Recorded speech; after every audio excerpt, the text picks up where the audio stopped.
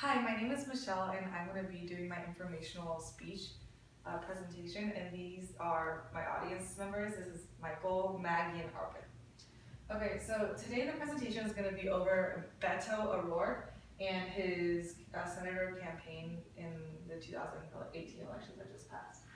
So, introduction. So the purpose of the presentation is that we'll look at the life of Beto O'Rourke, his campaign, his careers, and what his campaign could indicate for the future.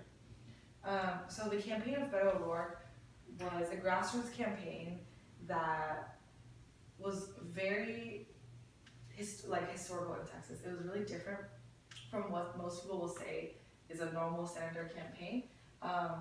So we'll look at why was it so different. So Beto's life, background, and career. He was born and raised in El Paso, so he spoke fluent Spanish and English, so this really helped him during his campaign. He had the support of the Hispanic population and his community in El Paso. He served in the El Paso City Council in 2005 for 2 terms, and then in 2012 he became the U.S. Congressman. In March 2017, he announced he was going to run as the senator candidate against Senator Ted Cruz, who was incumbent, who already served 8 terms. So Beto's points of views and how was his campaign so different? So he believed in a united Texas that wanted to fight issues together instead of fighting over petty differences such as being Republican or Democratic. So his motto was always, we're running not against Republicans, we're running for us, for the people.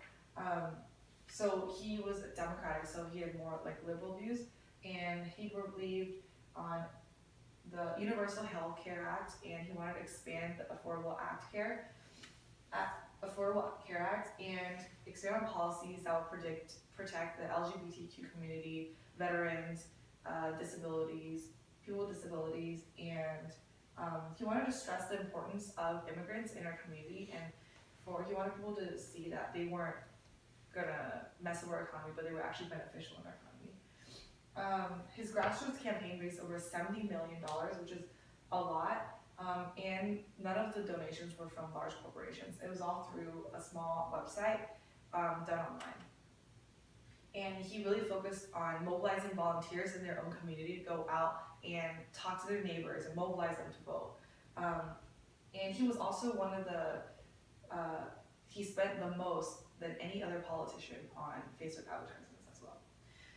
During his campaign, he focused on 2 main demographics. He focused on white women and young voters. So you can really see the effects of this in how voter turnout went. So the number of young voters was 5 times greater than in the 2014 election. So young voters meaning ages 18 to 29. And he had the support of 39% of white women compared to to Hillary Clinton's 29%. So what does his campaign mean for the future?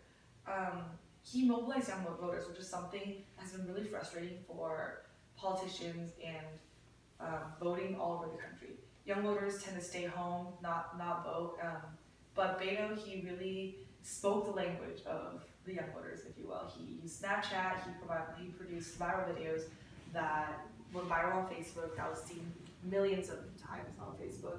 And if politicians can take his example, this could mean possible more voter turnout in terms of the young voter population in the national arena as well.